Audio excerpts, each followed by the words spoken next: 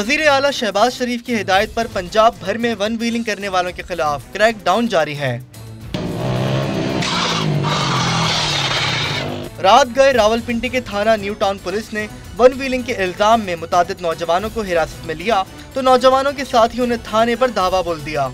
Police के मुताबिक हंगामा आराई के नतीजे में थाने की फ्रंट डेस्क का शीशा टूट गया, जबकि कंप्यूटर्स को भी नुकसान पहुंचा। हंगामा आराई के दौरान मुस्लिम लीग नून के साबिक एमएनए हनीफ अब्बासी भी साथियों समेत थाने में मौजूद थे। मीडिया से गुफ्तगू करते हुए हनीफ अब्बासी ने तोड़ फोड़ की तरदीद करते हुए कहा कि एसएचओ ने खुद तोड़ फोड़ का ड्रामा रचाया है। गाड़ी गुजरी है, गुजरने के बाद दूसरी लम्हे उन्होंने जो बच्चे मोटरसाइकिलों पे आ रहे थे उनको रेड करके पकड़ लिया गया। तो वो ये सूरत हाल है, ये इसीलिए हम सारे लोग यहाँ पे मौजूद थे, आए हैं और ज़ाती मुचलकों पे उन बच्चों को हमने लिया है। तो ये मैं समझता हूँ कि ज़्यादती है उन लोगों के साथ। हनीफ अब्बासी ने कहा कि रावलपिंडी पुलिस जराइम पर काबू पाने के बजाय नौजवानों को बिला जवाज गिरफ्तार करने में लगी हुई है। उन्होंने ऐलान किया कि अब वो किसी भी शहरी की मोटरसाइकिल बिला जवाज बंद नहीं होने देंगे।